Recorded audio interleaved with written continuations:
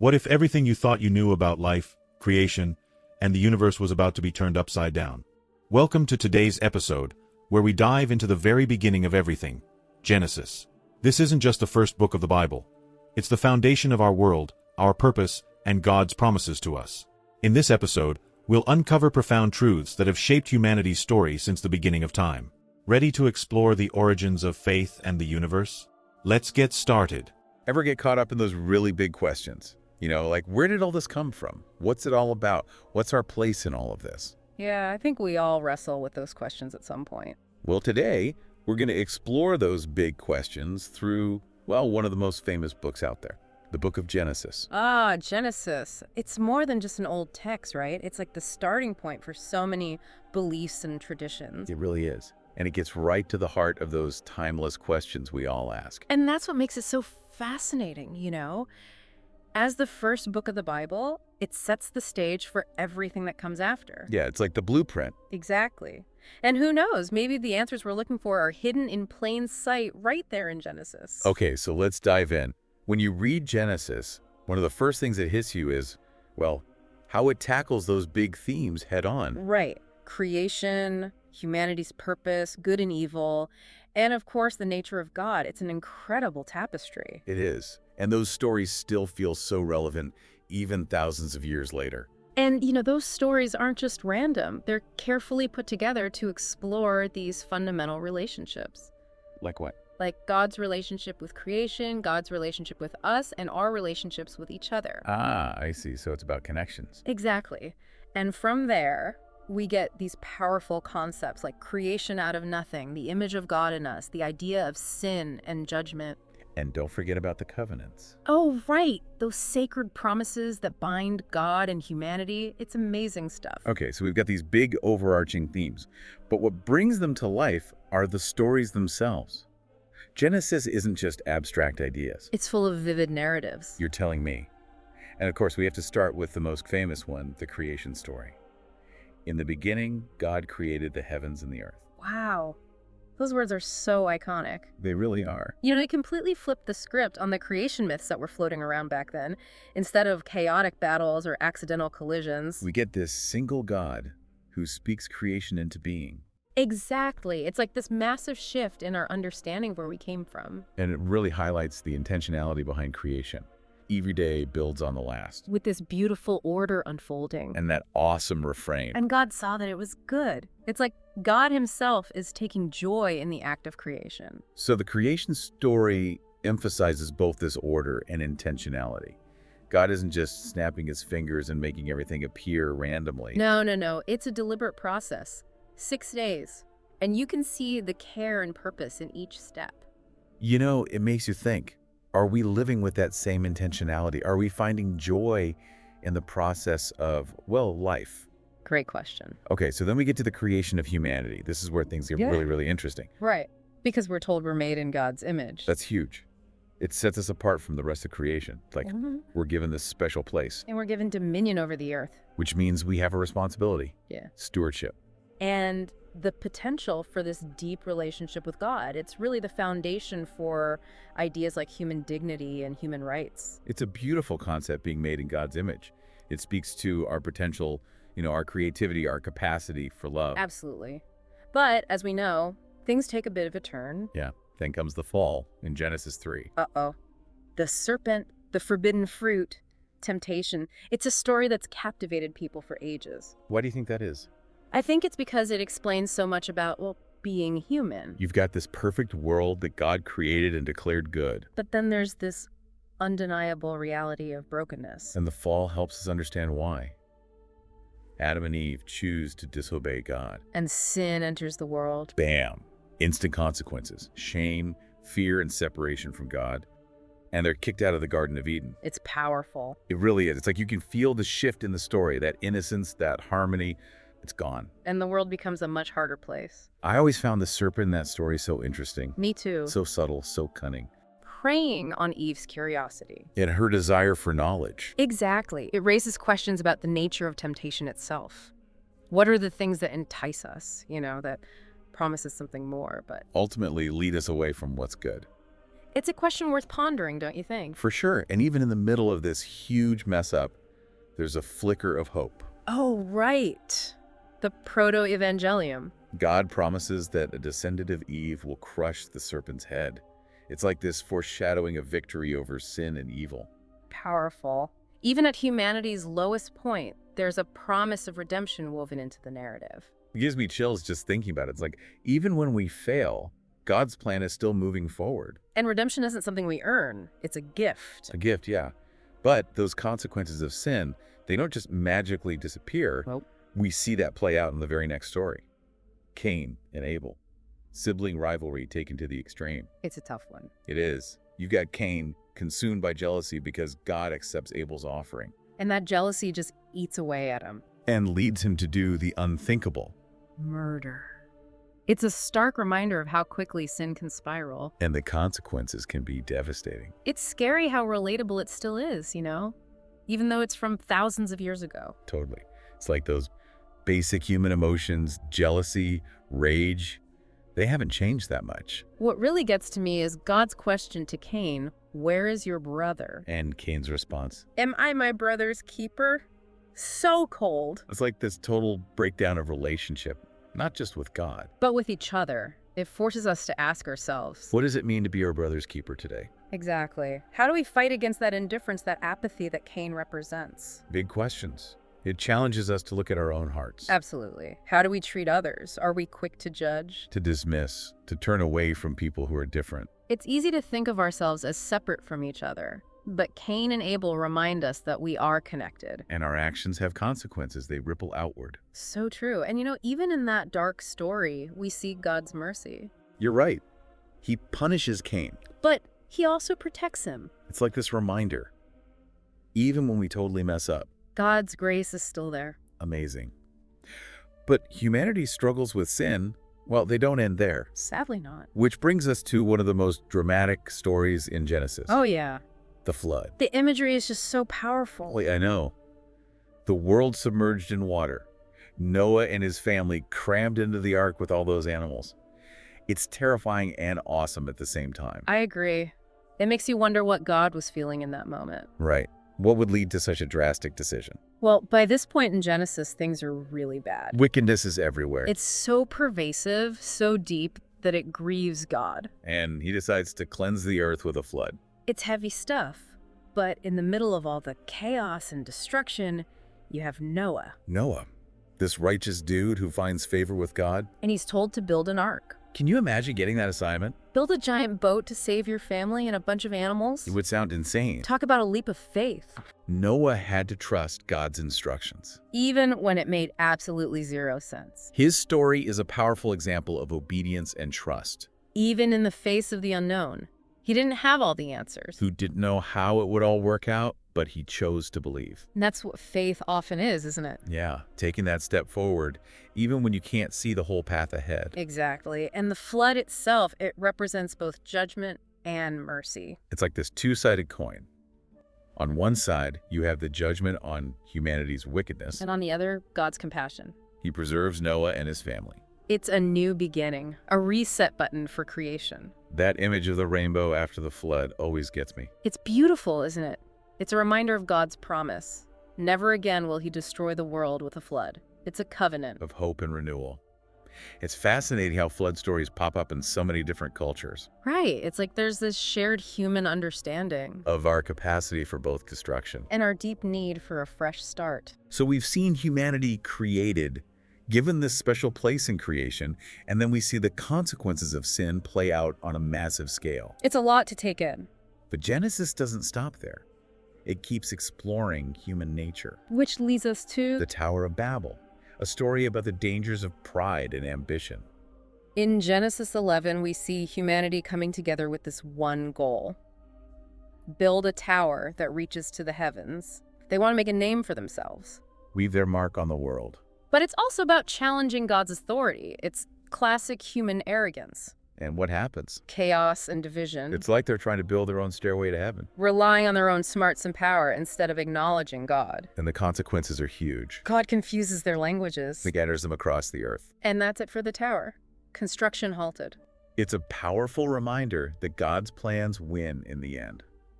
The Tower of Babel speaks to us today. Oh, absolutely. We live in a world that's obsessed with self-promotion and achievement, It's easy to get caught up in building our own towers. without thinking about the bigger picture. Right. Without we do the things we do. Are we building things that honor God? Things that serve others? Yeah. Or are we just building monuments to our own egos? And what are the consequences? Not just for us, but for everyone around us. Yeah. So we've journeyed through these foundational stories. Creation, the fall, the flood, the Tower of Babel. They lay the groundwork for everything that comes next. Introducing those big themes: relationships, sin, judgment, and grace. And those themes will continue to play out in the lives of the patriarchs. That's where we'll pick up next time. The lives of Abraham, Isaac, Jacob, and Joseph. These guys are key players in God's unfolding plan. And their stories are packed with adventure, family drama. And of course, those enduring themes of faith, obedience, and God's faithfulness. Even when humanity stumbles. Even then. Welcome back. Last time, we were exploring those foundational stories in Genesis. You know, creation, the fall, the flood, the Tower of Babel. Some pretty intense stuff. It is. But now we're moving on to the patriarchs. Ooh, the patriarchs. Yeah. These are the key figures who really shape God's covenant plan. And we're starting with Abraham, arguably one of the most important figures in all of Scripture. Abraham. His story's like an epic adventure. It really is. It starts with that dramatic call from God in Genesis 12. Right. God tells Abram to leave his homeland, his family, Everything he knows. and journey to this new land. That God will show him. It's a radical leap of faith, trusting in God's promises. And Abram, who later becomes Abraham, he just obeys, no questions asked. It's incredible, right? He's willing to leave behind everything familiar, everything comfortable, and step into the unknown. Because he trusts God. That's what makes Abraham so inspiring, that unwavering faith throughout his life. He becomes this model of the faithful pilgrim, The one who journeys with God. even when he has no clue where he's going. Exactly.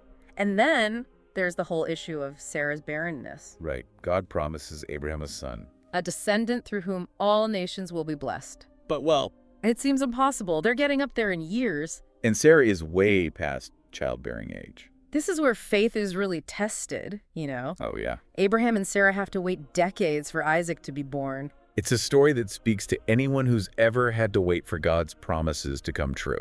To wrestle with doubt, with uncertainty, it reminds us that God's timing. Isn't always our time. Exactly. Sometimes that waiting, it's all part of the process. It takes a lot of patience, you know, And perseverance. to hold on to that hope, especially when it seems like everything's saying it's not going to happen. So true. And then, just when you think Abraham's faith can't be tested any further. We get to the near sacrifice of Isaac in Genesis 22. Oh, man.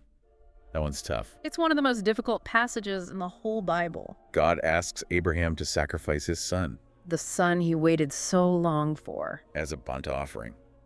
It's heavy stuff. It raises a lot of questions. It does. And I think it's important to approach it with sensitivity. Definitely. Some people interpret it as a test of obedience. You know, Abraham's willingness to surrender even the most precious thing to God. Others struggle with the ethical implications of it all. Like, how could a loving God ask this? Yeah, it's tough. It's a story that pushes us to really think about these complex theological concepts. But one thing's clear. Abraham trusts God. Even when it doesn't make sense. Even when it's heartbreaking, Yeah. he believes that God will provide. Even if it means losing his son. And in the end, God does provide. He sends a ram to be sacrificed in Isaac's place. some people see that as a foreshadowing of Jesus, The ultimate sacrifice. the Lamb of God who takes away the sins of the world. Powerful stuff. So Abraham's story, it's foundational, not just for Judaism, but for Christianity too. It lays out these key themes: covenant, faith, sacrifice, and God's faithfulness. Themes that echo throughout the Bible. They really do, but Abraham's story doesn't stop there. He passes the baton, so to speak, to Isaac. Isaac's story is a bit quieter, a bit less adventurous than his dad's. But it's still important because it focuses on this generational aspect of God's covenant. In Genesis 26, God reaffirms his promises to Isaac right, making it clear that those blessings will continue on. through his descendants. It's this idea of a chosen lineage, a family line. Carrying God's purposes forward. It shows us that even those who don't live these super dramatic larger-than-life lives. They can still play a crucial role in God's plan. Isaac may not have had those wild adventures like Abraham, But he still lived a life of faith. and passed on those blessings to the next generation.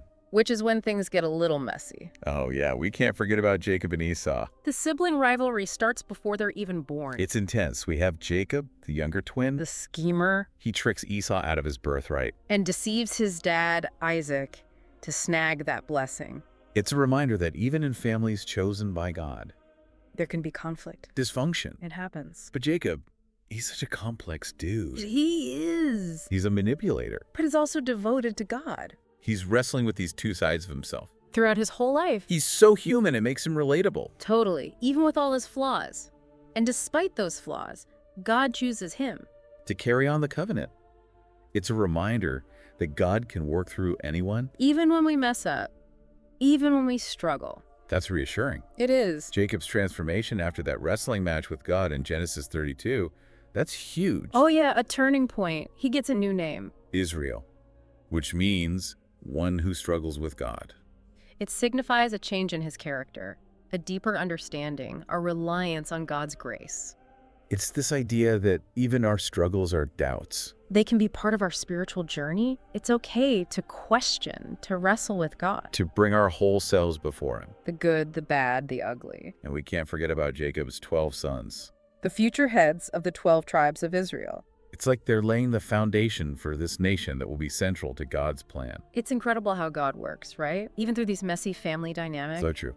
It's a good reminder that God's plan is way bigger than our individual stories. He's working across generations. Creating this incredible tapestry. Exactly. And speaking of incredible stories from Jacob, we move on to one of the most famous, most beloved stories in Genesis. Joseph and his amazing Technicolor dream coat. The ultimate story of betrayal and forgiveness. It resonates across cultures, across time. It's epic. It really is. Yeah. You've got jealousy, betrayal, slavery, imprisonment, dreams, interpretations, famine, and then this incredible reunion. And reconciliation. Talk about drama. It really pulls at your heartstrings. It does. It highlights God's providence and the incredible power of forgiveness. Those are universal themes right there. Absolutely. It starts with Joseph's brothers. They are consumed with jealousy. Over their dad's blatant favoritism.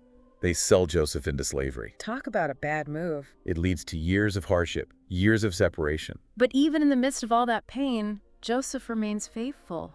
He trusts God. And he uses his gifts to rise up. He becomes super powerful in Egypt. Joseph's story is a powerful reminder of God's sovereignty, even when things seem hopeless. Like God's working behind the scenes. Orchestrating events, bringing about his purposes, Joseph may not understand it in the moment. But his suffering, it's all part of a bigger plan. A plan that will save so many lives. Including his own families.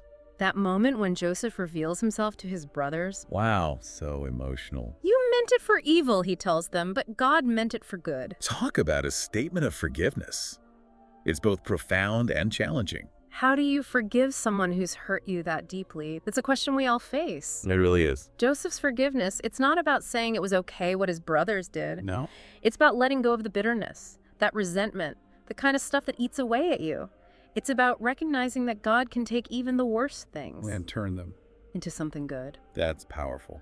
Joseph's story is ultimately a story of redemption, of reconciliation, It shows us that God can take the most broken situations. and turn them into something beautiful. It's a message of hope. Of healing. It speaks to all of us. Okay, so we've explored a lot of those big stories in Genesis. From creation to the patriarchs. But, let's be real, Genesis isn't always, well, easy, right? Right. There are those parts that make you go, huh? Exactly. It can spark some pretty heated debates. No, absolutely. And interpretations have changed over time. It's what makes exploring these ancient texts so fascinating, you know? It really is. They make you think, make you wrestle with these big questions. They push you to consider different viewpoints. And ultimately, I think it deepens our understanding of, well, everything. Faith, history, humanity. I think one of the biggest flashpoints is the creation account. Yeah. You know, the whole 6-day creation thing. Yeah, that one always gets people talking. How do we reconcile that with what science tells us about the universe? It's this ongoing debate between science and faith. Well, it's important to remember, Genesis wasn't written as a science textbook. Right. It's more like a theological story. Exactly. It reveals who God is and how he relates to creation. The language, the imagery, it all would have made sense to the people back then. It speaks to these deeper truths. About God's power, Hmm. his creativity, his purpose.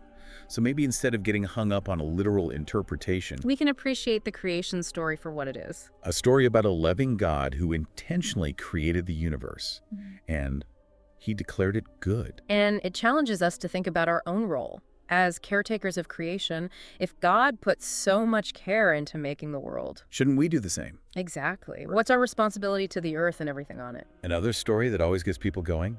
The flood. Global event. Or just a local thing. That's a good question. And how do we process this idea of God wiping out almost all of humanity? That's a tough one. There's evidence for both sides. Scholars and theologians are still debating it, but whether it is global or local, The flood story speaks to the consequences of sin, and the need for, well, repentance and renewal. a fresh start. It's like this stark reminder. Our choices have consequences. Not just for us. But for everyone. And for the world around us. And then you've got this tension between God's justice and his mercy. Right.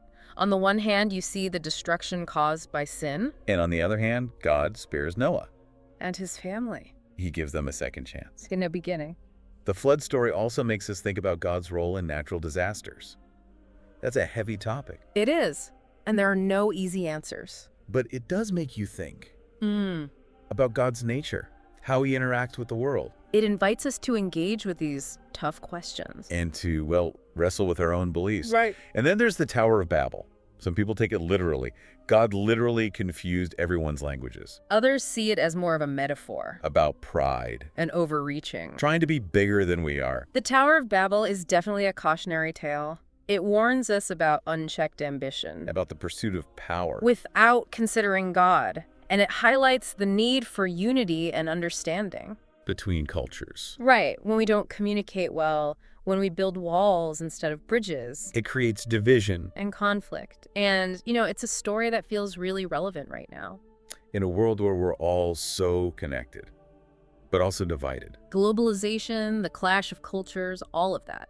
It makes you think about how we approach those challenges. With humility. And a willingness to listen. And to understand people who are different from us. One thing that's important to acknowledge, Genesis is interpreted differently by different faiths. Yeah. Jewish, Christian, and Islamic traditions all see Genesis as foundational.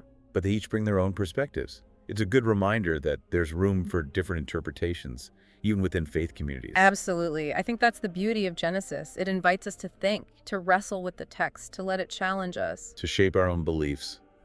So, as we wrap up our exploration of Genesis, what are some key takeaways? What can we carry with us from this ancient text? I think one of the biggest takeaways is this.